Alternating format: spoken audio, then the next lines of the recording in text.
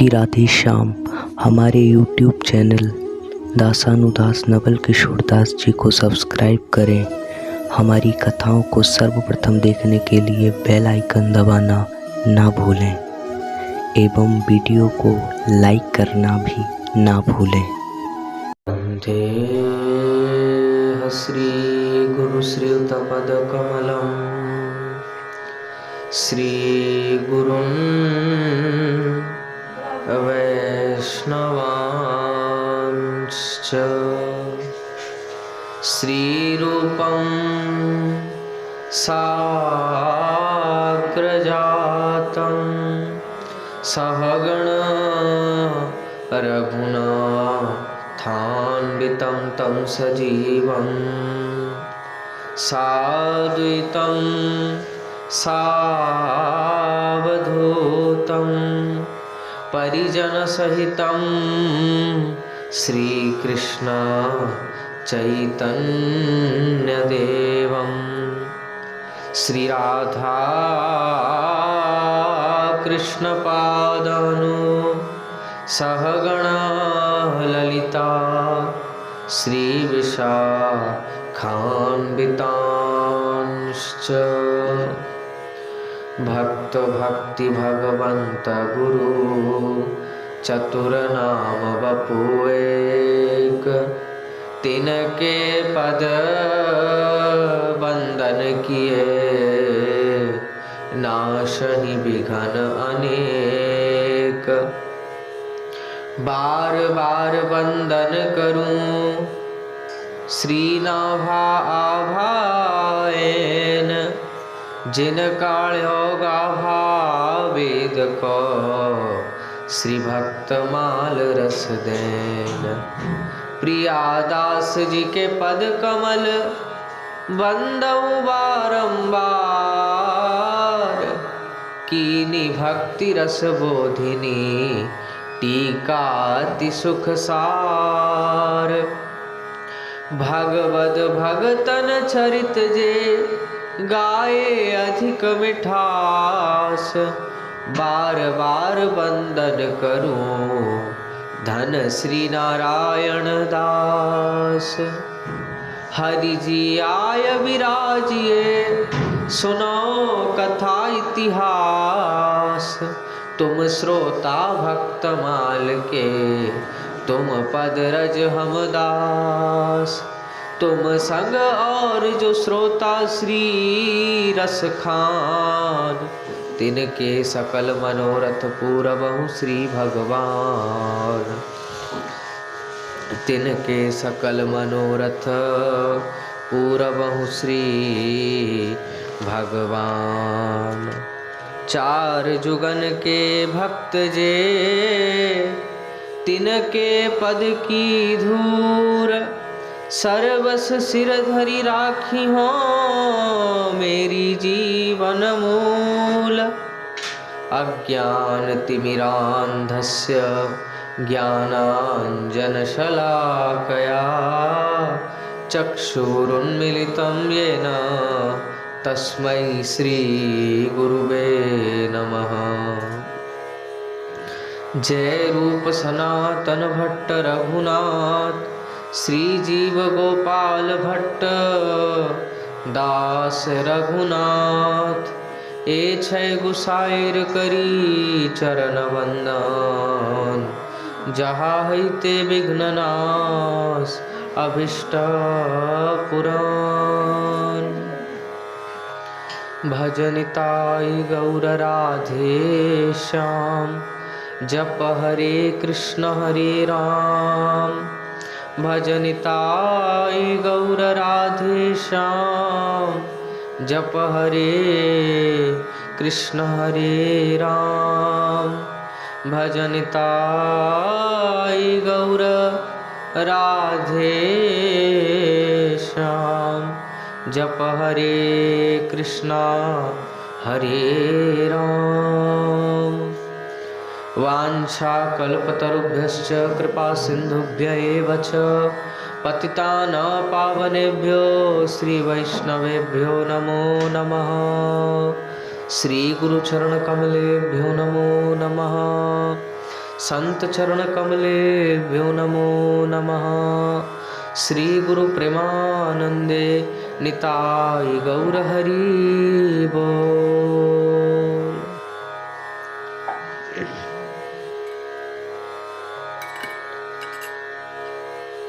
हरे कृष्णा हरे कृष्णा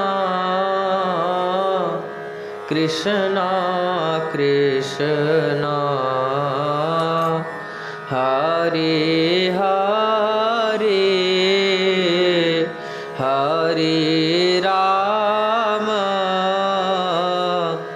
हरे राम राम राम हरे हरे हरे कृष्णा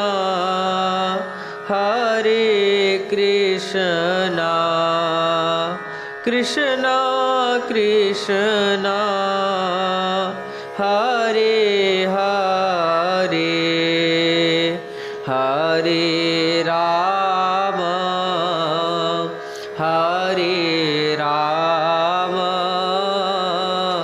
राम राम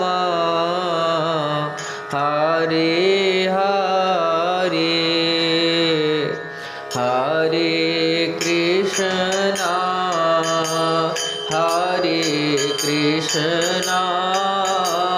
कृष्णा कृष्णा हरे हरे हरे राम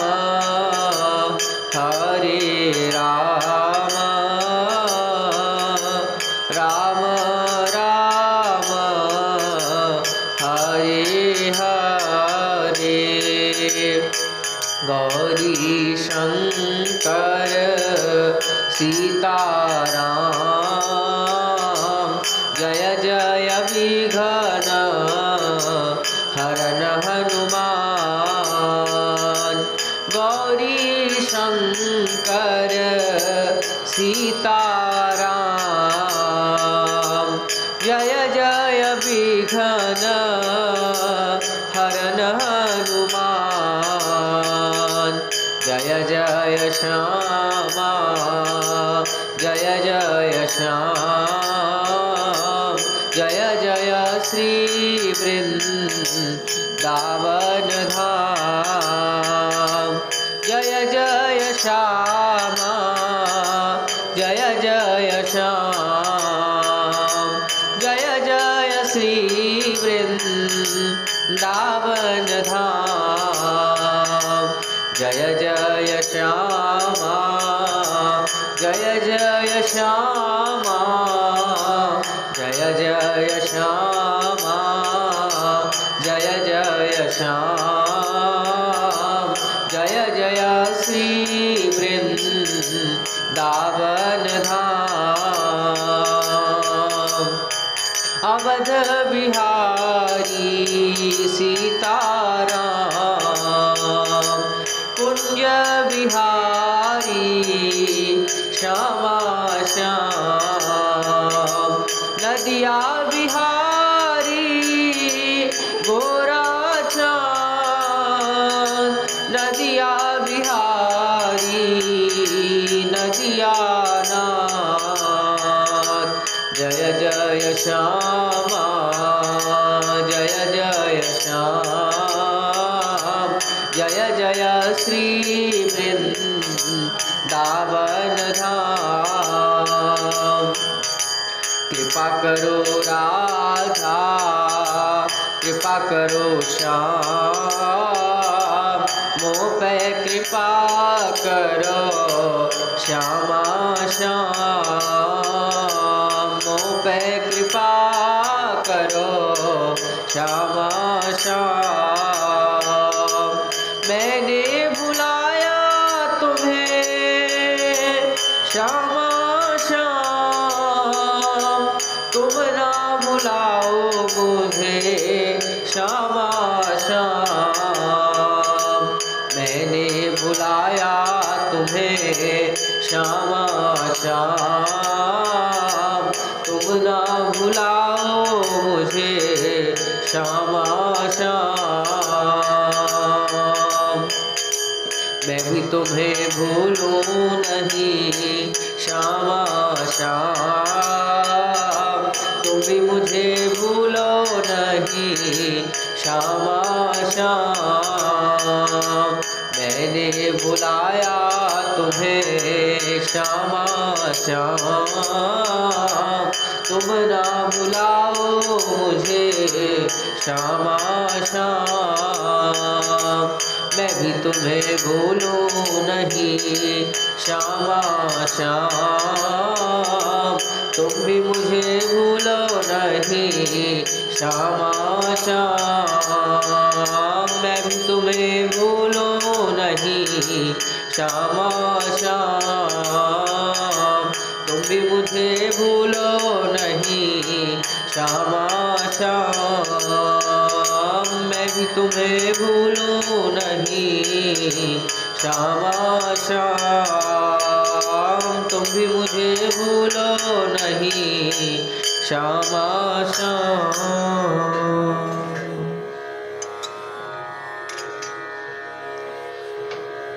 परम करुण पतित पावन अशरण शरण दीन बंधु नवद्वीप बिहारी श्री निताई गौर हरि सरकार, वृंदावन बिहारी श्री राधा माधव युगल सरकार, श्री दीक्षा गुरुदेव की, श्री शिक्षा गुरुदेव की, गुरुजनों की कृपा के फलस्वरूप 82 दिवसीय श्री भक्तमाल जी की पावन कथा श्रवण करने का हमें आपको सौभाग्य प्राप्त हो रहा है, जिसमें कि आज कथा का 67वां दिवस है, जिसमें कि श्री कामिनी कुमार घोष जी के चरित्र को हम श्रवण करेंगे एवं आज श्री रमा एकादशी है, उसके महत्व को भी श्रवण करेंगे। तो श्री कामिनी कुमार घोष जो कि वृंदावन के ही हैं और इनकी आयु 100 वर्ष से भी अधिक थी जब वृंदावन थे। तो श्री कामिनी कुमार घोष जी, ये श्री कामिनी कुमार घोष जी 100 वर्ष से भी अधिक आयु थी। और जब ब्रज के भक्त ग्रंथ में वर्णन है कि डॉक्टर अवध बिहारी लाल जी ने लिखा है अपने विषय में कि जब उन्होंने वृंदावन में गोपेश्वर महादेव के निकट उनके निवास स्थान पर उनके दर्शन किए, तो वे मकान की दूसरी मंजिल पर थे, बरामदे में दीवार के सहारे और पद्मासन से बैठे थे और उनके नेत्र अर्धमुदित थे, भीगे भीगे से थे थोड़े, हाथ में माला झोली थी और ओष्ठ कुछ हिल रहे थे, पर वे बाह्य ज्ञान शून्य से लग रहे थे। माने उनकी पुत्री श्रीमती ब्रजरंगिनी राय वे भी कई बार उच्च स्वर से पुकारती थी, राधे श्याम राधे श्याम राधे श्याम। पुकारने पर भी उन्होंने नेत्र नहीं खोले। फिर जाके बहुत देर बाद नेत्र खोले, फिर जाके दंडवत प्रणाम आदि करने के पश्चात उनसे कुछ बातें हुई, पर वे कुछ पूछने पर केवल 1-2 शब्दों में उत्तर देकर के चुप हो जाते। ऐसा लगता कि अंतर जगत की कोई अनुभूति उन्हें बार बार अपनी ओर खींच रही है। उन्हें प्रश्नों का उत्तर देने के लिए प्रयत्न करना पड़ रहा है। कभी कभी वे कुछ कहना चाहते, पर कहते कहते एकदम रुक जाते, वाक्य अधूरा का अधूरा रह जाता। उनका मौन ही उसे पूरा करता जान पड़ता। पर उनके भाव से ये लगता कि जैसे उन्हें वाक्य को अधूरा छोड़ देने का भी पता नहीं है। पूछने पर ज्ञात हुआ कि उस समय यह उनकी साधारण सहज स्थिति थी। वे श्री कृष्ण लीला चिंतन में सदा डूबे रहते थे। साधारण साधक को जिस प्रकार मन और इंद्रियों को संसार के विषयों से खींच करके और श्री कृष्ण की गुण रूप लीला आदि में लगाने के लिए बार बार प्रयत्न करना पड़ता है, उसी प्रकार उन्हें मन और इंद्रियों को श्री कृष्ण रूप गुण लीला आदि से खींच करके बाहर जगत में लाने के लिए प्रयत्न करना पड़ता। इसलिए संत लोग कहते हैं कि ये मन जिसको पकड़ता है, एक बार जिसको पकड़ता है बहुत जोरदार पकड़ता है। इसने संसार को पकड़ा है तब छोड़ने का नाम नहीं लेता। और अभी कामिनी कुमार घोष जी के विषय में श्रवण कर रहे हैं कि इन्होंने भगवत सानिध्य में इतनी उन्नति कर ली कि अब गोविंद को छोड़ करके बाह्य जगत में आने के लिए, कुछ भी कहने के लिए, उसमें भी वे नहीं कह पा रहे हैं, वाक्य अधूरा रह जा रहा है। भले भगवत संबंधी प्रश्न हो, ये सिद्धावस्था की बात है। सिद्धावस्था की इस चरम स्थिति के मूल में था उनका सदाचार और कतिपय सिद्ध महात्माओं का संग, जो उन्हें भगवत कृपा से उनके जीवन के प्रारंभ से और अंत तक मिलता रहा। उनके पिता श्री गोविंद मोहन घोष स्वयं परम भक्त थे। वे स्वयं तो परम भक्त थे और वे अनोला ग्राम जिला मेमसिंह के रहने वाले थे, पर उनके भक्ति भाव के कारण दूर दूर के लोग उन्हें जानते थे और उनके प्रति विशेष श्रद्धा रखते थे। श्री राधा गिरधारी की उनके घर में सेवा थी। साधु वैष्णवों का समागम और कथा वार्ताओं का दौर भी उनके यहाँ चलता ही रहता था। श्री कामिनी कुमार जी पर इन सब का बहुत प्रभाव अनिवार्य था। जब घर में ही ऐसा वातावरण, सब भजन पूजन में हर समय लगे रहते हैं पिताजी, और सब शिक्षा देते हैं, माने उनके हृदय की उर्वर भूमि पर भक्ति का बीजारोपण हुआ उनके घर में ही।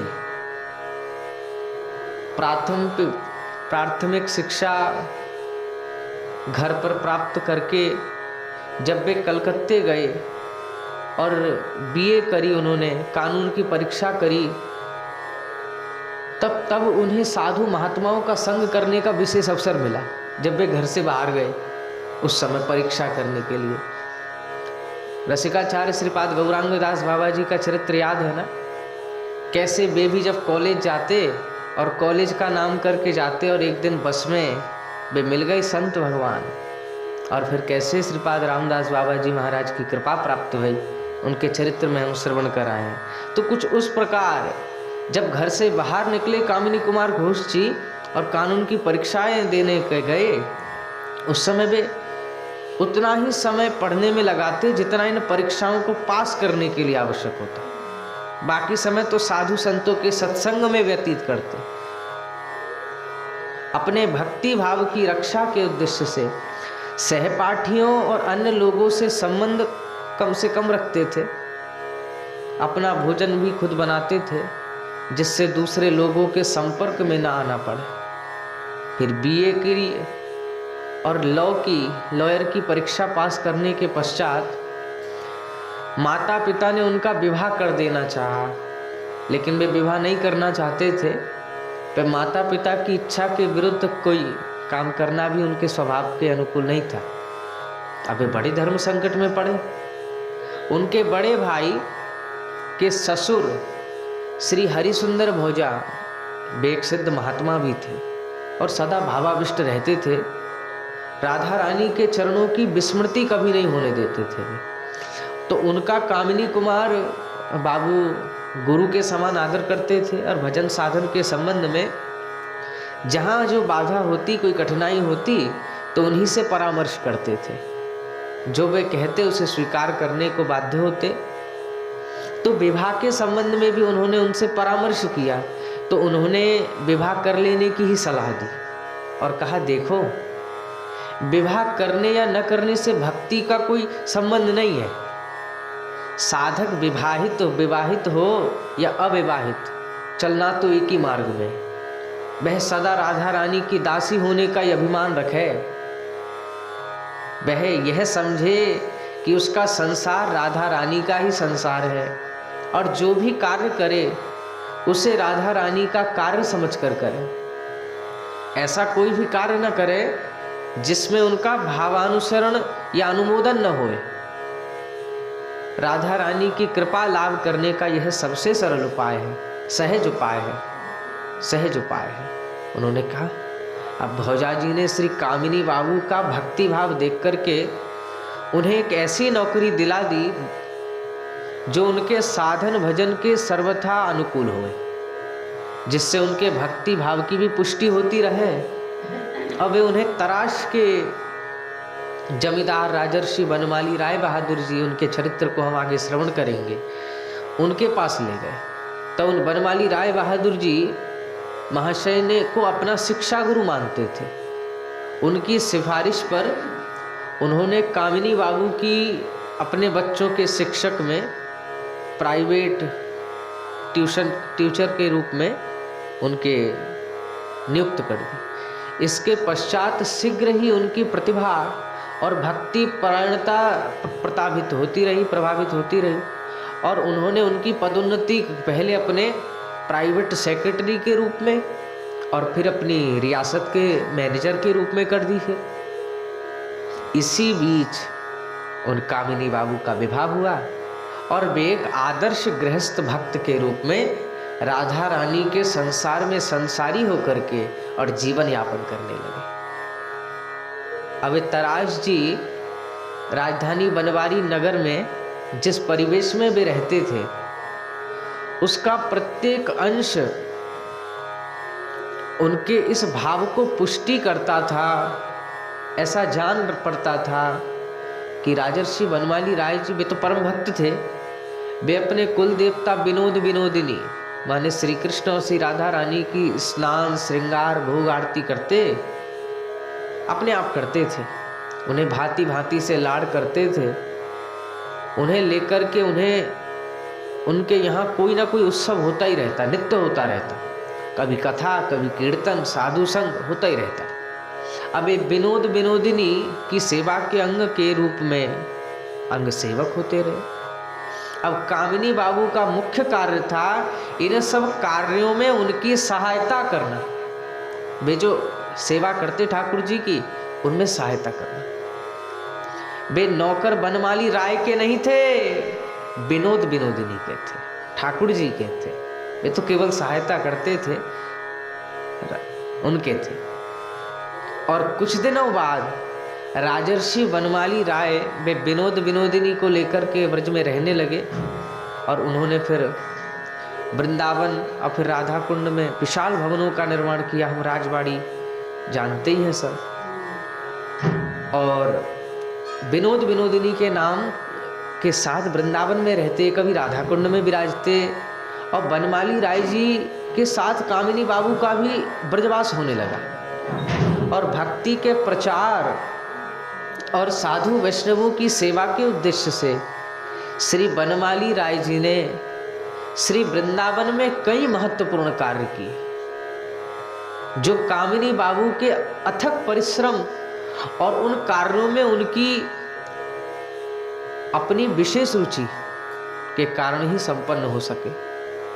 एक छापा खाना खोल करके 4 लाख रुपए की लागत पर अष्ट टीका सहित श्रीमद् भागवत और अन्य भक्ति ग्रंथों का मुद्रण कराया, जिनका नितांत अभाव हो चला था।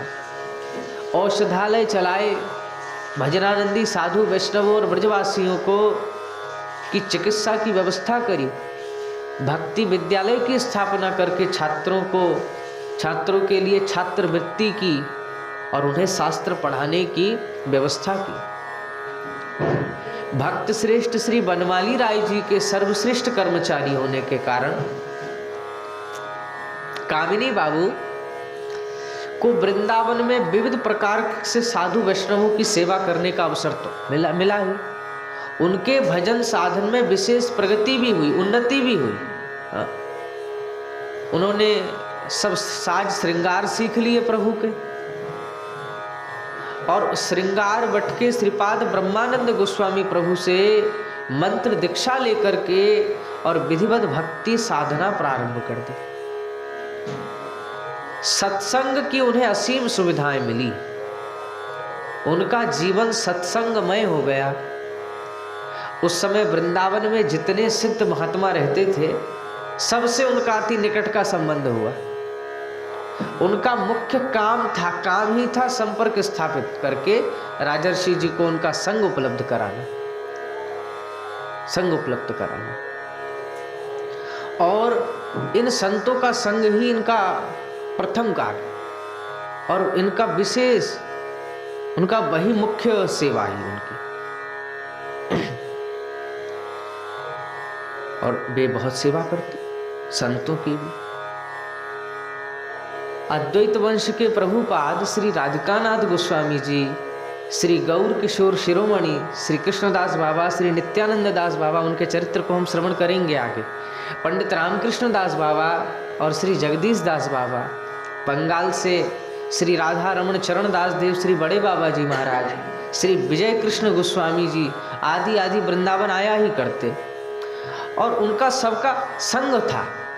उनका संग उन्हें राजर्षि जी के कारण ही सहज उपलब्ध था। जिस प्रेम वस्तु को जीवन भर की साधना से भी प्राप्त करना संभव नहीं होता, उनके लिए इनका मार्ग इन महापुरुषों से के दिव्य संग के प्रभाव से धीरे धीरे प्रशस्त होता गया। जिस प्रकार इन महापुरुषों के संग से कामिनी बाबू की आत्मशुद्धि होती गई और उनके अभिष्ट प्राप्ति की भूमिका बनती गई, उसका एक उदाहरण है चरित सुधा। इस चरित सुधा नाम के श्री राधा रमण चरण दास बाबा जी के महाराज के जीवन चरित्र में उनके सत्संग का एक विवरण है, जो स्वयं कामिनी बाबू के अपने लिखित विवरण है, उनके अनुसार छापा गया है। बहुत दिव्य ग्रंथ है, बहुत दिव्य ग्रंथ है। एक दिन राजर्षि बहादुर बाबा जी महाशय को किसी महानुभाव से भेंट कराने ले गए, बड़े बाबा जी को, और ले गए और दर्शन देना तो दूर, वे उनके प्रति बड़ी विरक्ति दिखाने लगे और उन्हें वहाँ रुकना भी ऐसा प्रतीत होने लगा। तो राजर्षि जी ने अपने जीवन में स्वप्न में भी कभी ऐसा व्यवहार किसी से प्राप्त नहीं किया था। वे तो विशेष आनंद प्राप्त करने की आशा से ही वहाँ गए थे, पर हुआ उसके बिल्कुल विपरीत। राजर्षि बहादुर जी से कुछ ना कह सके, पर उक्त महानुभाव की एक एक बात को लेकर के वे मन ही मन इतना व्यथित थे कि उनका तत्कालीन अवस्था देख करके लगता कि मानो वे पृथ्वी से प्रार्थना कर रहे हों कि हे माँ वसुंधरे, तुम फट जाओ, जिससे मैं तुम्हारी गोद में समा जाऊं और समा करके इस अगाग्र वेदना से मुक्ति पा जाऊं मैं। श्री बड़े बाबा जी महाराज श्री राधा रमण चरण दास देव, हमारे बड़े बाबा जी महाराज ने उक्त महानुभाव के इस व्यवहार को परोक्ष भाव से अनुभव करके और उन्हीं की शांति के लिए उन्हें प्रणाम करके अन्यत्र प्रस्थान किया है, क्षण भर के लिए। इन संतों का संग ही जीवन में बहुत अमूल्य है। परम पूज्य श्री राजेंद्र दास जी महाराज, उनके कथा में सुना, वे कथा में कहते हैं कि बोले लाखों हजारों काम छोड़ के भी सत्संग में बैठना चाहिए। सबसे पहले गोस्वामी तुलसीदास जी ऐसे ही नहीं लिखे हैं कि प्रथम भगति संतन कर संगा, प्रथम भक्ति संतन कर संगा। अच्छा, क्या होगा प्रथम भक्ति संतन कर संगा से?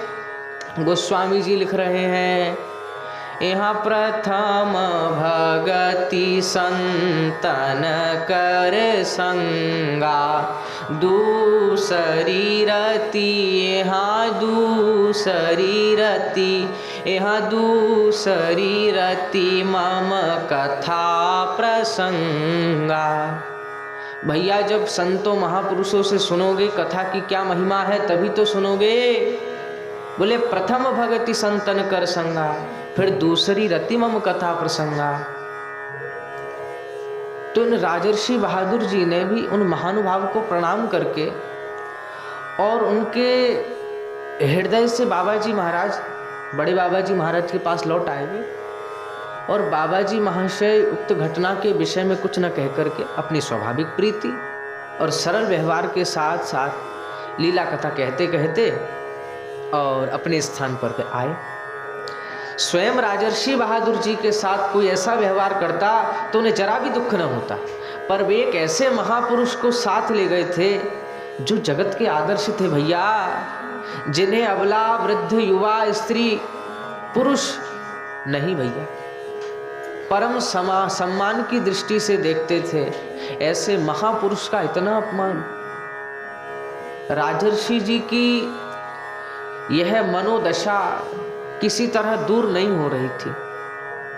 अंत में एक दिन बाबा जी महाशय ने यहाँ कुसुम सरोवर पर राजर्षि जी का हाथ पकड़ करके और गदगद कंठ से कहा कि भैया बनमाली, यदि तुमने एक दिन के लिए भी मुझे चाहा है तो आज एक भीख दे दो। तो उस दिन उन महानुभाव के व्यवहार से तुम्हें जो दुख हुआ वही मुझे भिक्षा में देकर के वचन दो कि इस विषय को लेकर के फिर कभी तुम उन पर रोष नहीं करोगे, गुस्सा नहीं करोगे। बड़े बाबा जी महाशय की उस समय की प्रेम मूर्ति को देख करके राजर्षि बहादुर जी विस्मृत हो गए और सक्षुण्य और गदगद कंठ से बोले कि दादा आप जो आदेश देंगे उसका पालन अवश्य होगा। आप कृपा शक्ति का संचार कीजिए जिससे मेरी मानसिक मलिनता दूर होए। मन की तरंग मार लो बस हो गया भजन। संत लोग गाते हैं आदत बुरी सुधार लो बस हो गया भजन। अब मानसिक मलिनता दूर हो और स्वभाव भाव पैदा हो। उस दिन से राजर्षि जी के उन महानुभाव के प्रति व्यवहार से ऐसा भी कभी प्रतीत नहीं हुआ कि उन घटना से कभी कोई युक्त घटना घटी भी थी। और वह उन्हें याद है। महात्मा राजर्षि बहादुर जी के मन से तो यह कालिमा धुल गई, पर कामिनी बाबू को रह रह करके बेचैन करती रही। और यह बात अंतर्यामी बाबा जी महाशय, बड़े बाबा जी महाराज ने जान ली। और एक दिन किसी कार्य से उन्हें 2-1 दिन को कहीं जाना था, पर जब वे बाबा जी महाराज से विदा लेने गए कामिनी बाबू, तो वे बड़े प्यार से बोले कि भैया कामिनी, हम लोग एकदम पराधीन हैं, एकदम पराधीन हैं। किसी के प्रति दोष दृष्टि रखने के लिए हमारे पास अवकाश कहाँ। जीव नित्य कृष्णदास है। नाना प्रकार के झंझटों में पड़ कर के वह इस बात को भूल जाता है और माया की श्रृंखला में बंद करके अभिमान करने लगता है कि मैं धनी हूँ, मानी हूँ, कुलीन हूँ, विद्वान हूँ अथवा भक्त हूँ। यदि कोई रागानुगा साधक हमारा आदर न करे अथवा हमारा सीधा साध तीखा व्यवहार करे हमारे साथ, तब भी हमें यह मानना चाहिए कि वे सदा हमारे हितकारी हैं। कुछ उपाधियां आ जाने से हमारे साथ ऐसा व्यवहार कर रहे हैं। परस्पर उपाधि रहित होने से क्या फिर प्रेम से मिलने में कोई बाधा हो सकती है। बड़े बाबा जी महाराज की बात सुनकर के श्री कामिनी बाबू जी के हृदय में उक्त महानुभाव के व्यवहार को लेकर के जो सूक्ष्म रूप से छिपी हुई कालिमा भी थी, अब वह भी दूर हो गई। एक दिन कामिनी बाबू बड़े बाबा के साथ महाप्रसाद पाने बैठे तो उस जी को मूंग दाल का भोग लगाया गया था ठाकुर जी उस दिन। तो कामिनी बाबू ने गोविंद से कहा कि दादा, इस वक्त खटाई डाल करके और मटर की दाल बनाई जाती तो अच्छा था। अब यह सुनकर के तो बड़े बाबा जी महाराज ने अपने स्वाभाविक रस परिपूर्ण सख्य भाव से मृदु हास्य सहित बोले कि भैया कामिनी बाबू, आज तुमने महान अपराध किया। कामिनी बाबू ने चौंक कर पूछा, जी क्या अपराध किया? बड़े बाबा बोले, देखो, कृपा करके जो भी आए उनका स्वागत सत्कार करना हमारा कर्तव्य है।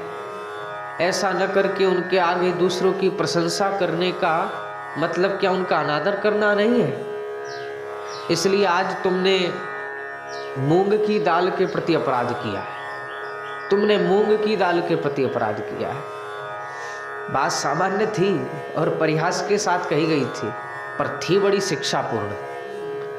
वास्तव में जब तक जो मिल जाए उससे संतोष नहीं होए तब शांति कहाँ।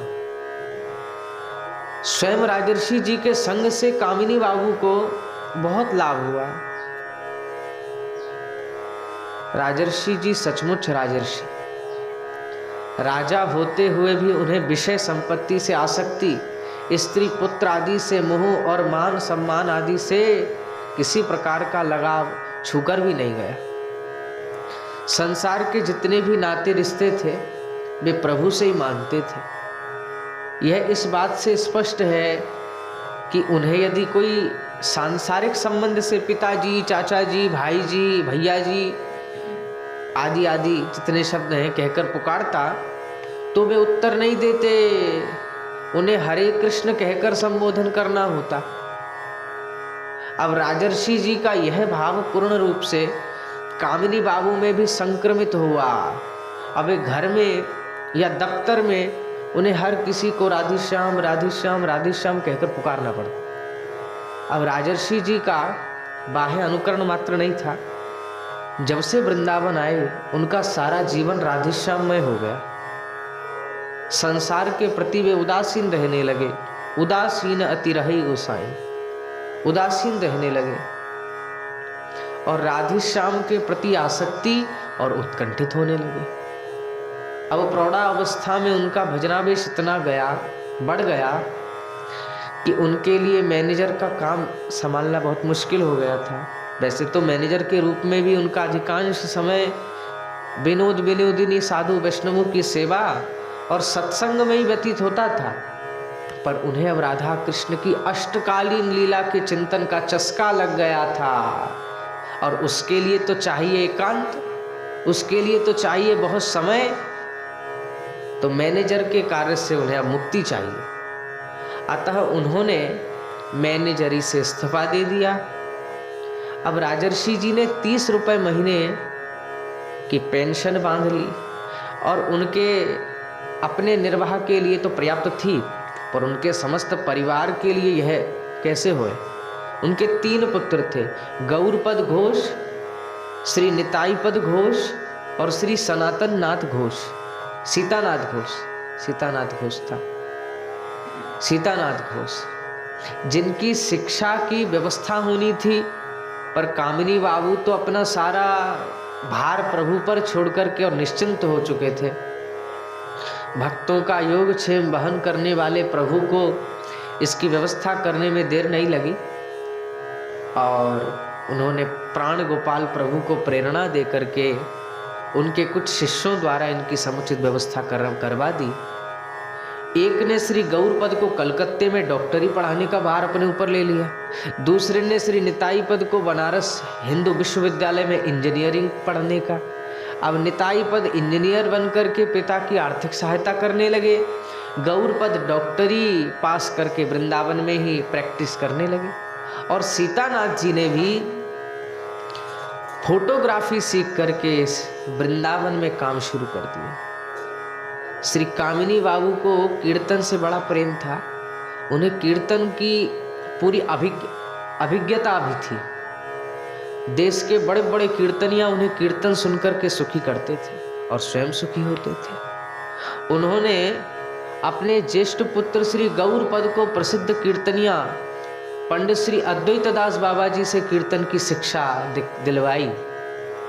गौरपद ने शीघ्र एक अच्छे कीर्तनिया के रूप में ख्याति प्राप्त कर ली। फिर वे अक्सर पंडित रामकृष्ण दास बाबा और श्री माधवदास बाबा आदि महात्माओं के स्थानों पर विशेष अवसरों पर पिताजी के सानिध्य में कीर्तन करते करते और भाव विभोर होकर के रोते रहते उनके चरणों में गिर पड़ते थे।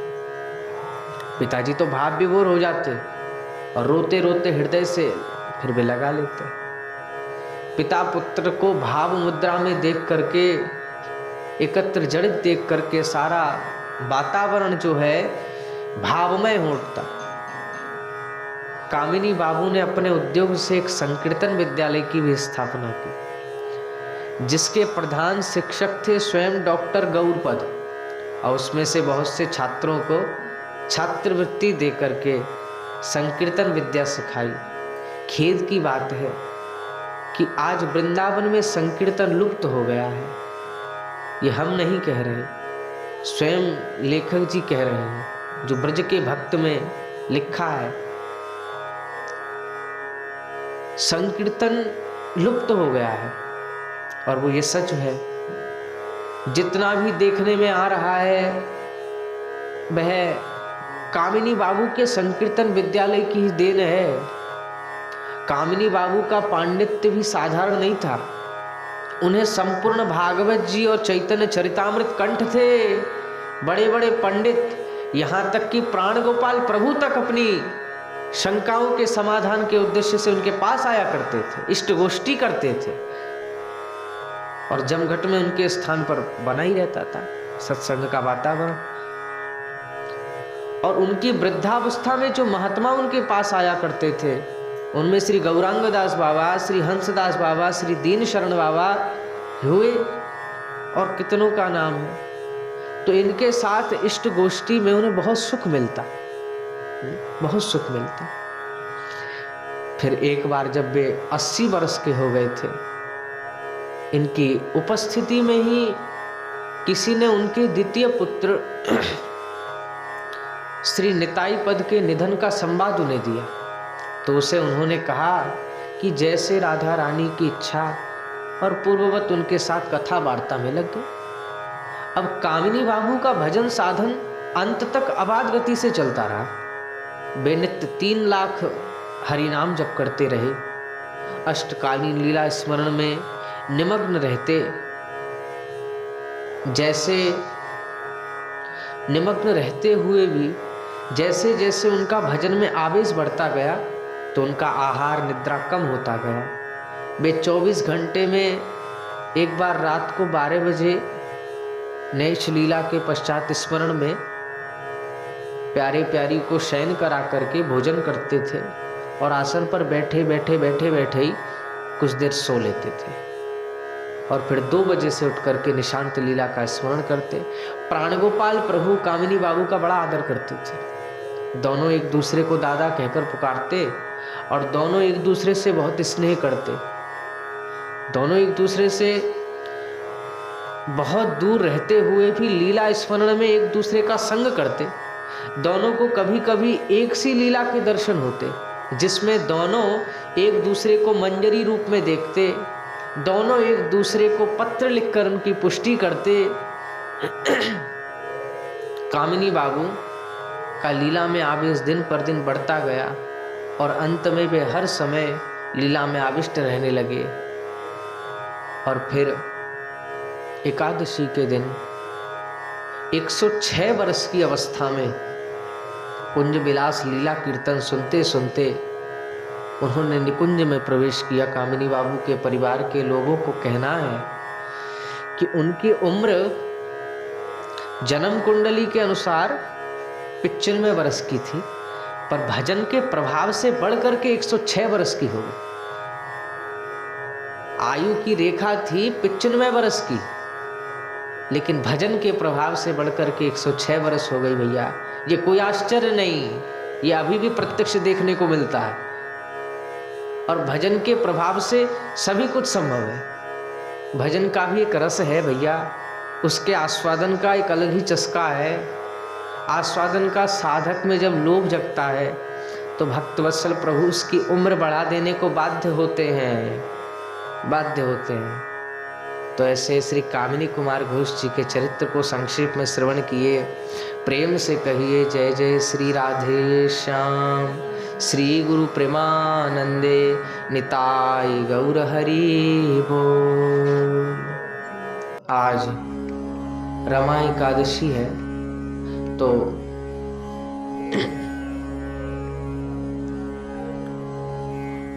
उसके महात्म्य को संक्षेप में श्रवण करेंगे।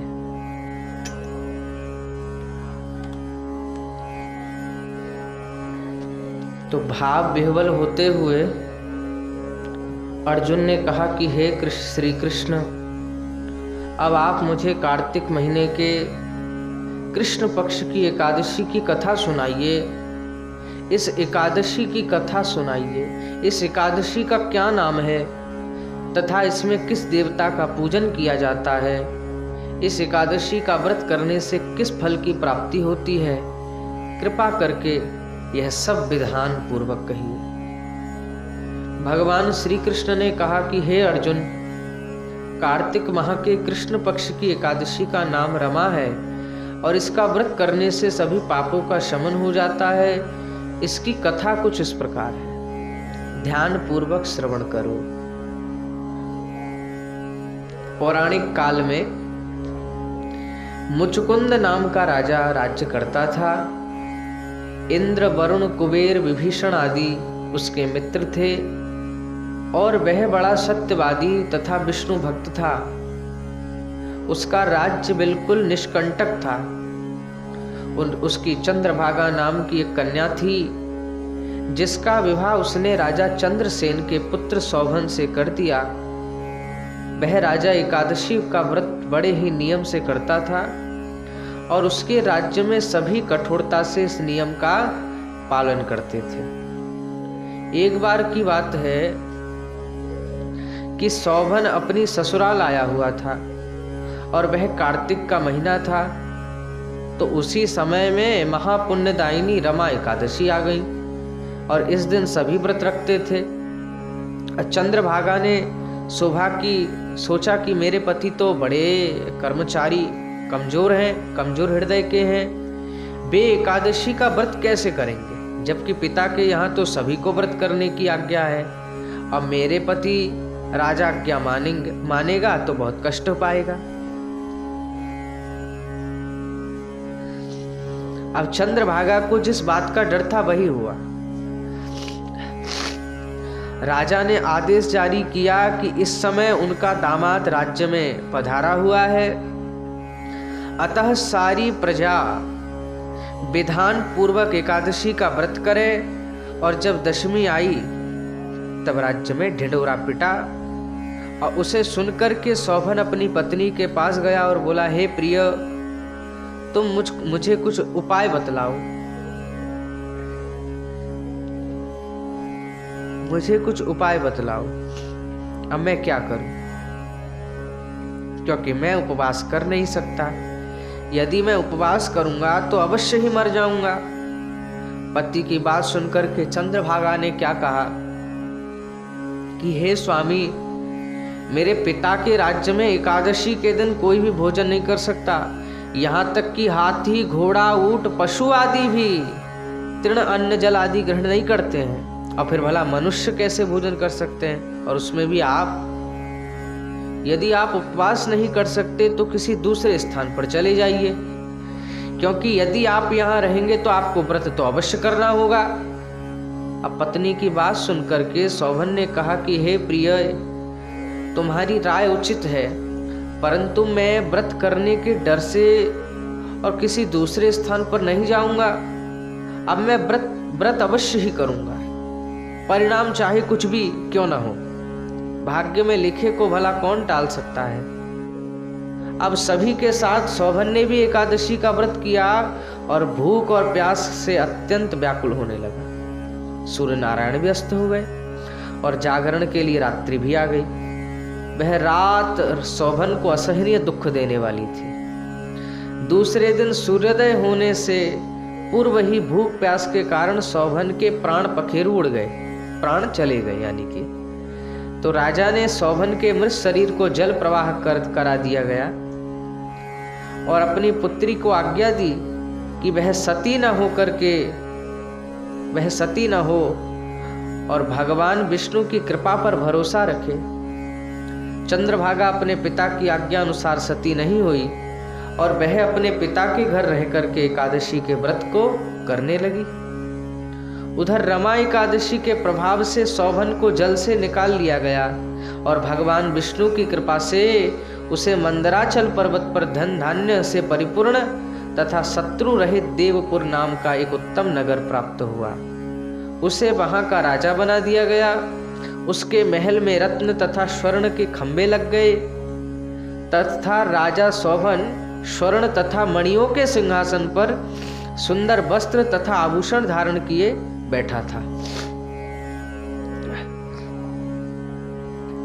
गंधर्व तथा अप्सराएं नृत्य करके उसकी स्तुति कर रही थी।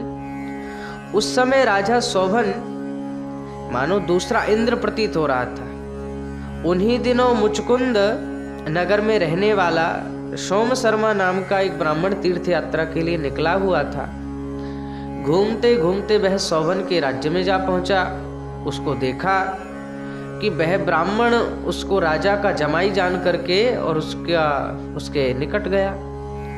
राजा सौभन ब्राह्मण को देख करके आसन से उठ खड़ा हुआ और अपने श्रमशूर तथा स्त्री चंद्रभागा की कुशल क्षेम पूछने लगा। सौभन की बात सुन करके सोम शर्मा ने कहा कि हे राजन, हमारे राजा कुशल से हैं तथा आपकी पत्नी चंद्रभागा भी कुशल से हैं। अब आप अपना वृत्तांत बतलाइए। आपने तो रमा एकादशी के दिन अन्न जल ग्रहण न करने के कारण प्राण त्याग दिए थे। अब मुझे बड़ा विस्मय हो रहा है कि ऐसा विचित्र और सुंदर नगर जिसको न तो मैंने कभी सुना और न कभी देखा, आपको किस प्रकार प्राप्त हुआ। तो इस पर सौभन ने कहा कि हे देव, यह सब कार्तिक माह के कृष्ण पक्ष की रमा एकादशी के व्रत का फल है। इसी से मुझे यह अनुरूप नगर प्राप्त हुआ है, किंतु यह अस्थिर है। शोभन की बात सुनकर के ब्राह्मण बोला, हे राजन, यह अस्थिर क्यों है और स्थिर किस प्रकार हो सकता है, सो आप मुझे समझाइए। यदि इसे स्थिर करने के लिए मैं कुछ कर सका तो वह अवश्य करूंगा, उपाय मैं करूंगा। राजा सौभन ने कहा कि हे ब्राह्मण देव, मैंने वह व्रत विवश होकर के तथा श्रद्धा रहित किया था, उसके प्रभाव से मुझे यह अस्थिर नगर प्राप्त हुआ। परंतु यदि तुम इस वृत्तांत को राजा मुचकुंद की पुत्री चंद्रभागा पे कहोगे तो वह इसको स्थिर बना सकती है। अब राजा सौभन की बात सुनकर के ब्राह्मण अपने नगर को लौट आया और उसने चंद्रभागा से सारा वृत्तांत कह के सुनाया। इस पर राजकन्या चंद्रभागा बोली कि हे ब्राह्मण देव, आप क्या वह सब दृश्य प्रत्यक्ष देख कर आए हैं या अपना स्वप्न कह रहे हैं। चंद्रभागा की बात सुनकर के ब्राह्मण बोला कि हे राजकन्या, मैंने तेरे पति सौभन तथा उसके नगर को प्रत्यक्ष देखा है, किंतु वह नगर अस्थिर है। तू कोई ऐसा उपाय कर जिससे कि वह स्थिर हो जाए।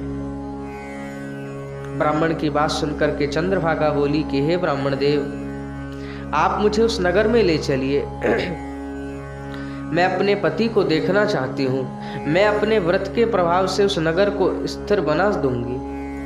अब चंद्रभागा के वचनों को सुनकर के वह ब्राह्मण उसे मंदराचल पर्वत के पास वामदेव के आश्रम में ले गया और वामदेव ने उसकी कथा को सुनकर के चंद्रभागा का मंत्रों से अभिषेक किया है। चंद्रभागा मंत्रों तथा व्रत के प्रभाव से दिव्य देह धारण करके पति के पास चली गई और सौभन ने अपनी पत्नी चंद्रभागा को देख करके उसे प्रसन्नता पूर्वक आसन पर अपने पास बिठा लिया। चंद्रभागा ने कहा, हे स्वामी, अब आप मेरे पुण्य को सुनिए। जब मैं अपने पिता के घर में 8 वर्ष की थी, तब ही से मैं सविधि एकादशी का व्रत कर रही हूँ और उन्हीं व्रतों के प्रभाव से आपका यह नगर स्थिर हो जाएगा और सभी कर्मों से परिपूर्ण होकर प्रलय के अंत तक स्थिर रहेगा। चंद्रभागा दिव्य स्वरूप धारण करके तथा दिव्य वस्त्र अलंकारों से सज करके अपने पति के साथ सुखपूर्वक रहने लगी। श्री कृष्ण ने कहा, हे अर्जुन, यह मैंने रमा एकादशी का महात्म्य कहा है। जो मनुष्य रमा एकादशी के व्रत को करते हैं उनके सभी पाप नष्ट हो जाते हैं। जो मनुष्य रमा एकादशी का महात्म्य सुनते हैं व कहते हैं वह अंत समय में प्रभु के लोक को जाते हैं। भगवान श्री हरि तो बड़े दयालु हैं और क्षमावान भी हैं। श्रद्धा पूर्वक या विवश होकर भी यदि कोई उनका पूजन या एकादशी व्रत करता है तो वह उसे भी उत्तम फल प्रदान करते हैं। परंतु मनुष्य को चाहिए कि वह भगवान का पूजन पूरी श्रद्धा से करे। तो शोभन अपनी पत्नी द्वारा श्रद्धा पूर्वक किए गए एकादशी व्रतों के कारण अपने राज्य को स्थिर कर सका। ऐसी सुकर्मा पत्नी भगवान श्री हरि की कृपा से ही प्राप्त होती है। तो ऐसे श्री रमा एकादशी के महात्मा को श्रवण किए। कहिए श्री रमा एकादशी की जय हो।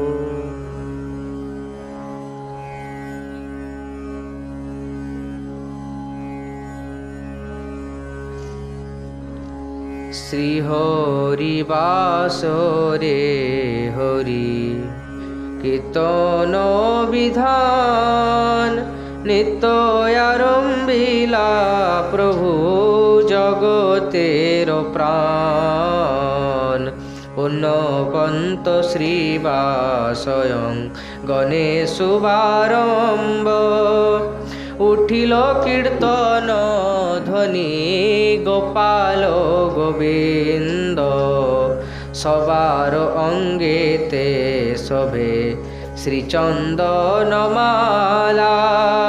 सबाय गायन कृष्ण प्रेमे होए भोला मृदंग मंदिरा बाजे शंख करताल संकीर्तन संगे सब भइल मिशाल ब्रह्मांडे उठिल ध्वनि पुरी आकाश चौदिके मंगल सब जाए नाश चारिदिके मंगल श्रीहरि संकीर्तन मध्य नाचे जगन्नाथ मिश्रेर नंदन जार नाम आनंदे शिव बसन न जाने जार रचे नाचे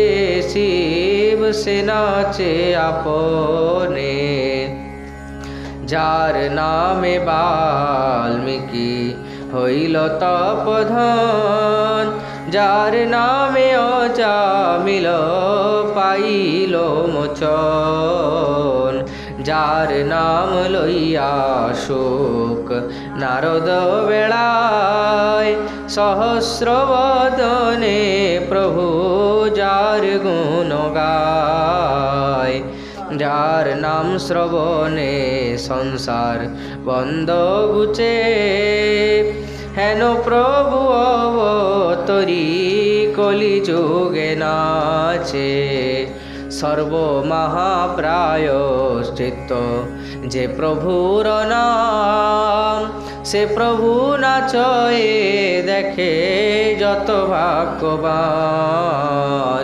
নিজানন্দে নাচে মহা প্রভু বিশ্বম্বর চরণের তালি শুনি অতি মনোহর ভাবাবেশে মালা নাহি রহয়ে গলায় ছিড়িয়া পড়য়ে গিয়া ভকতের গায় শ্রীকৃষ্ণ চৈতন্য নিত্যানন্দ চন্দ্রযান বৃন্দাবন দাস তছু পদ যুগে গান জয় একাদশী জয় একাদশী একাদশী জয় একাদশী। হরি হরি কবে মোর হইবে সুদিন ভজিব সে রাধা কৃষ্ণ হইয়া প্রেমাধীন হরি হরি কবে মোর হইবে সুদিন ভজিব শ্রী রাধা কৃষ্ণ হইয়া প্রেমাধীন সুয়নেত্রে মিশাইয়া গাব সুমধুর তান আনন্দে করিব দোহার রূপ গুণগান রাধিকা গোবিন্দ বলি কাঁদিব উচ্চ স্বরে ভিজিবে সকল অঙ্গ নয়নের নীরে এইবার করুণা করো রূপ সনাতন রঘুনাথ দাস মোর শ্রীজীব জীবন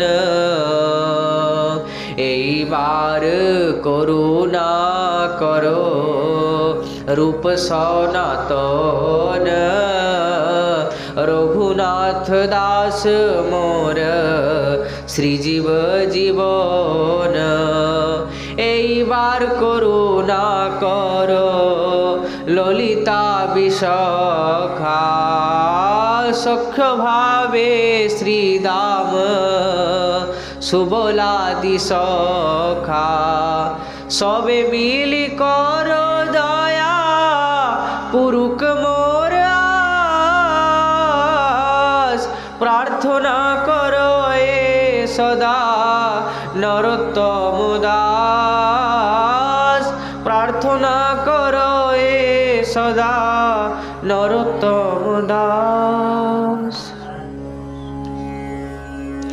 জয় জয় রাধে কৃষ্ণ গোবিন্দ রাধে গোবিন্দ রাধে গোবিন্দ জয় জয় শ্যাম সুন্দর মদন মোহন বৃন্দাবন চন্দ্র জয় জয় রাধা রমন রাস বিহারী শ্রী গোকুলানন্দ জয় জয় রাধাকান্ত রাধা বিনোদ শ্রী রাধে গোবিন্দ জয় জয় রাসেশ্বরী বিনোদিনী রায় ভানুকুল চন্দ্র জয় জয় ললিতা বিশাখায়াদি যত সখী বৃন্দ জয় জয় শ্রীরূপ মঞ্জরী আদি মঞ্জরী অনঙ্গ জয় জয় বনবাসী কুণ্ডলতা জয় বীরা বৃন্দ তোমরা সবে মিলে করো কৃপা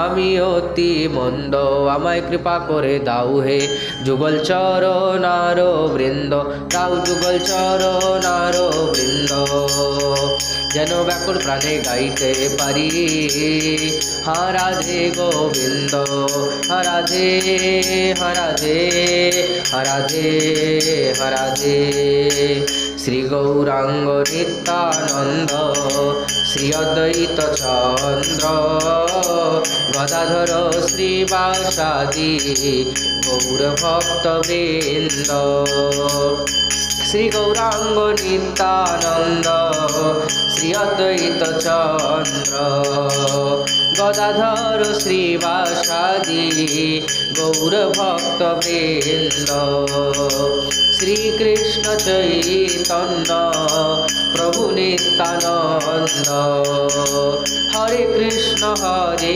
রাম শ্রী রাধে গোবিন্দ শ্রীকৃষ্ণ চৈতন্য প্রভু নিত্যানন্দ हरे कृष्ण हरे राम श्री राधे गोविंद। हरे कृष्ण कृष्ण कृष्ण हरे हरे, हरे राम राम राम हरे हरे। हरे कृष्ण कृष्ण कृष्ण हरे हरे, हरे राम राम राम हरे हरे। जय निताई जय गौर, जय निताई जय गौर, जय राधे जय राधे श्याम।